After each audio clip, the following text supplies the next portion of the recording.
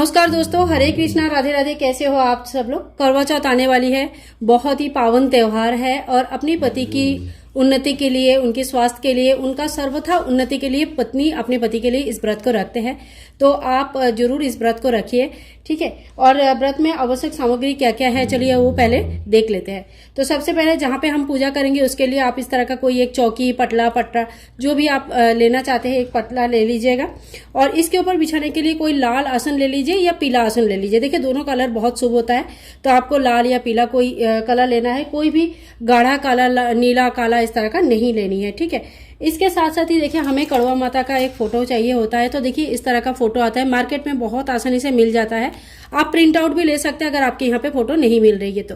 अगर कड़वा माता के फोटो आप नया ले रहे हो तो देख के लेना कि यहाँ पे अगर शिव परिवार बना हुआ है, गणेश जी बना हुआ है तो वो सबसे अच्छा होता है। और अगर नहीं मिला तो कोई बात नहीं, हम अलग से गणेश जी की स्थापना कर लेंगे, ठीक है। और अगर बना हुआ मिल जाता है तो इस तरह का ले लीजिएगा। तो देखिए यहाँ पे मैंने कड़वा माता का फोटो ले लिया है। अब इसके साथ साथ हमें चाहिए होता है करवा। तो देखिए इस तरह का मैंने घर पे भी डिजाइन किया है, आप इस तरह का घर पे भी डिजाइन कर सकते हैं। इसके ऊपर ढक्कन होना चाहिए, गले में इस तरह का मौली बांध लीजिएगा।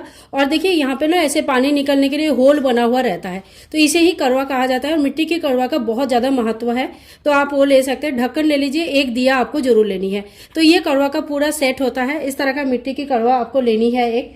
और एक दूसरी करवा आप चाहे तो मिट्टी का भी ले सकते हैं, चाहे तो चीनी का ले सकते हैं। चीनी का, व्हाइट कलर का चीनी का बना हुआ खांड की करवा आता है, वो ले सकते हैं। या तो फिर अगर आपके यहाँ पे करवा नहीं मिल पाती है तो आप इस तरह का पीतल का करवा का व्यवस्था करके रखिए। हर साल इसी में पूजा कर सकते हैं और इसको हर साल चेंज करने की कोई जरूरत नहीं पड़ती है, ठीक है। और अगर आपके पास एक ही करवा है तो आप दूसरे वाला इस तरह का लोटा भी ले सकते हैं। जैसे अभय अष्टमी के लिए इस तरह का मिल जाता है मिट्टी का लोटा, जो माता पार्वती के लिए लिया जाता है और इसमें अनाज वगैरह भरा जाता है।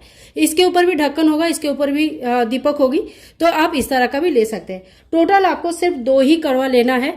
एक दोनों मिट्टी का ले सकते हैं, एक मिट्टी और एक चीनी का ले सकते हैं, या दोनों ही आप चाहे तो। अगर आपके पास करवा नहीं मिलता है तो आप पीतल का ले सकते हैं, ठीक है। इसके बाद देखिए सुहाग के पूजा होता है ये, तो करवा माता के लिए एक चुनरी आप ले सकते हैं। जो भी भगवान के, माता रानी के लिए जो चुनरी होता है ना, वही चुनरी हमें लेना होता है। तो यहाँ पे चुनरी ले लिया और कुछ सुहाग की सामग्री हमें अर्पण करना होता है। इसमें देखिए आप ब्लाउज पीस ले सकते हैं, दुपट्टा ले सकते हैं, रुमाल भी ले सकते हैं, साड़ी भी ले सकते हैं, सूट पीस भी ले सकते हैं। आप जैसा कुछ दान के लिए सामग्री, हमें सुहाग की सामग्री निकालना होता है, आप इसको अपने किसी घर के बड़े को दे सकते हैं, सासू माँ, जेठानी, इनको दे सकते हैं, पुरोहित को, पंडित जी की वाइफ को दे सकते हैं, या किसी भी जरूरतमंद व्यक्ति को आप अगर चाहे तो दे सकते हैं। लेकिन कुछ सुहाग की सामग्री दान करना अच्छा माना जाता है, तो कुछ आप दान के लिए ले लीजिए और कुछ अपने लिए ले लीजिए, जो करवा माता को चढ़ाएंगे और फिर बाद में वो आशीर्वाद स्वरूप आप खुद ही यूज करेंगे। इसके बाद देखिए कुछ अनाज लेना है। मेरा यहाँ पे गेहूं मैं रखती हूँ, तो यहाँ पे मैंने कुछ गेहूं ले लिया है। और आप गेहूं की जगह चावल भी ले सकते हैं। और मतलब कोई भी एक अनाज लेना है, गेहूं, चावल जो भी है, आप कुछ अनाज ले लीजिए। अनाज से एक करवा भरा जाता है, साथ साथ में माता के लिए आसन वगैरह लगाया जाता है। और देखिए ये करवा माता का, करवा चौथ का, अभय अष्टमी का व्रत के लिए कथा और इसमें सारी डिटेल्स दिया हुआ रहता है। तो इस तरह का एक बुक भी आप ले सकते हैं, मार्केट में बहुत ही इजीली अवेलेबल हो जाता है। तो दीपावली के लिए, पूरा इस समय जो जो बड़े बड़े त्योहार आता है, वो सारे त्योहार का चीजें यहाँ पे इन्फॉर्मेशन दिया रहता है और व्रत कथा भी लिखा रहता है। और देखिए करवा चौथ का जो फोटो आता है ना, इसके नीचे भी व्रत कथा, छोटा सा एक व्रत कथा दिया रहता है, तो आप यहाँ से भी डायरेक्ट पढ़ सकते हैं। अगर आपके पास बुक नहीं है या आपके यहाँ पे बुक नहीं मिलती है तो कोई बात नहीं, आप जो है ना वहां से भी पढ़ सकते हैं।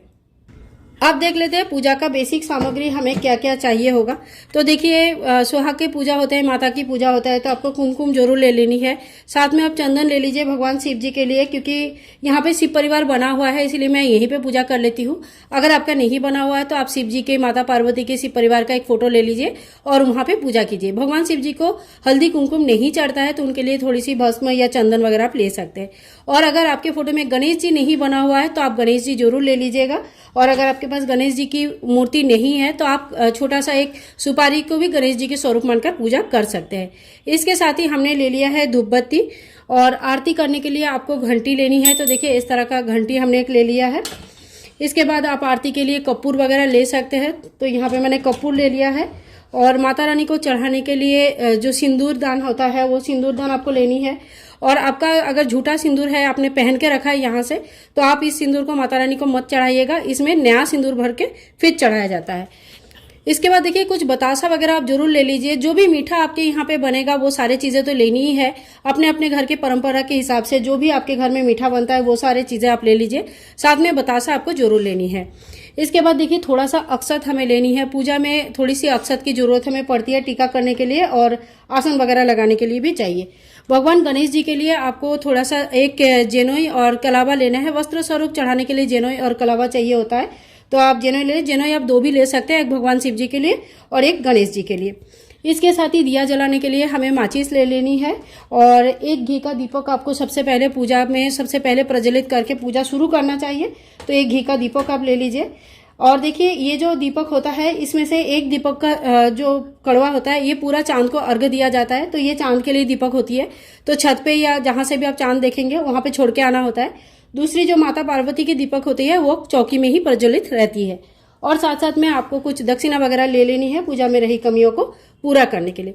इसके बाद देखिए आपके शादी के जो नथ वगैरह है, शादी के जो सुहाग की निशानी होती है जिसे पहन के शादी वगैरह होता है, तो ये नथ वगैरह और मांग टीका, ये जो मांग टीका होता है, ये सारी चीजें, मंगलसूत्र जो भी मतलब शादी के आपके शादी में यूज हुआ है, जो पहन के आपकी शादी हुई है, तो वो सारी चीजें आप जरूर ले लीजिए। यही पहन के पूजा किया जाता है। अगर आपके पास है तो आप ले सकते हैं, और अगर नहीं है तो शादी के बाद भी अगर बनवाया होगा कभी है तो वो सारी चीजें पहनकर कर सकते हैं। लेकिन अच्छा वही रहता है जो शादी वाली चीजें होती है वो पहन के जब पूजा होता है तो वो ज्यादा अच्छा माना जाता है। इसके साथ ही देखिए कहीं कहीं कलश स्थापना होता है, तो आप कलश ले लीजिए, मिट्टी का, चांदी का, पीतल का, कोई भी जो भी शुद्ध धातु का कलश ले सकते हैं। आम के पत्ते ले लीजिए, 5, 7, 11 आम के पत्ते ले लीजिए। एक पूर्ण पात्र आपको लेनी है चावल से भरा हुआ, नारियल लेनी है, नारियल के ऊपर लपेटने के लिए कलावा या कोई चुनरी आपको लेना है, ठीक है। तो ये हो गया हमारा कलश स्थापना के लिए सामग्री। और कलश के अंदर डालने के लिए हल्दी के गांठ, सुपारी, लौंग, इलायची, 1 रुपया का कॉइन, 1 फूल, जो आप लोगों को पता ही है, हर पूजा में मैं बताती हूँ। तो ये सारी चीजें लेनी होती है। और कुछ फल वगैरह हमें लेनी है। तो देखिए कोई भी पूजा में हमें फल का भोग जरूर चढ़ाना चाहिए। तो यहाँ पे मैंने कुछ फल वगैरह ले लिया। आप अपने हिसाब से जो भी फल आपको अवेलेबल होता है सीजनल फल, वो सारे फल आप ले लीजिएगा। इसके साथ ही देखिए कोई दुपट्टा ओढ़ के हमें पूजा करना है, तो आपके पास शादी के दुपट्टा अगर आपका है तो शादी के दुपट्टा आप ओढ़ लीजिएगा। और अगर शादी के दुपट्टा नहीं है तो आपके पास जो भी अच्छा दुपट्टा है या साड़ी पहनेंगे, जो भी पहनेंगे, वो कुछ सिर ढक के पूजा किया जाता है। तो शादी के दुपट्टा सबसे अच्छा माना जाता है। अगर शादी के दुपट्टा है तो आप दुपट्टा ओढ़ के पूजा कीजिए। और आखिर में आप लोगों को पता ही है चांद की पूजा करने के लिए हमें एक छन्नी चाहिए होता है, एक लोटा जल चाहिए होता है और एक थाली जिसमें पूजा का कुछ सामग्री लेके हम चंद्र पूजन करेंगे। तो यहीं से वो सामग्री हम ले लेंगे जो चंद्र पूजन में लगता है। तो वो सारे चीजें लेने के लिए आपको छन्नी वगैरह ये सारी चीजें लेनी है। तो देखिए इसके साथ ही आप फूल ले सकते हैं। फूल कम्प्लीटली ऑप्शनल होता है। अगर फूल मिले तो भगवान को फूल चढ़ाना बहुत अच्छा माना जाता है, लेकिन अगर ना मिले तो कोई बात नहीं, आप बिना फूल के भी पूजन कर सकते हैं। तो दोस्तों ये वो टोटल सामग्री है जो आप पूजा में लेंगे, ठीक है। और इस पूजा को 16 श्रृंगार करके किया जाता है। तो 16 श्रृंगार अगर कर पाते हैं तो बहुत बढ़िया बात है। नहीं भी कर पाते हैं तो जो मेन श्रृंगार होता है, जैसे सिंदूर लगाना होता है, काजल और हाथ में मेहंदी होती है, तो उतने श्रृंगार आप कुछ श्रृंगार जरूर करें। बिना श्रृंगार के इस पूजन को नहीं किया जाता है, तो कुछ श्रृंगार आप जरूर कर लीजिएगा, ठीक है। आज के वीडियो आप लोगों को कैसे लगा जरूर बताना, और अगर अच्छा लगे तो प्लीज लाइक कीजिएगा। और पूजा विधि बहुत ही जल्दी अपलोड करूंगी, उस वीडियो को आप लोग जरूर देख लीजिएगा। सरल तरीके से घर पर पूजा कैसे करेंगे। मिलेंगे नेक्स्ट ब्लॉग में, तब तक के लिए हरे कृष्णा, राधे राधे, बाय बाय दोस्तों, टेक केयर।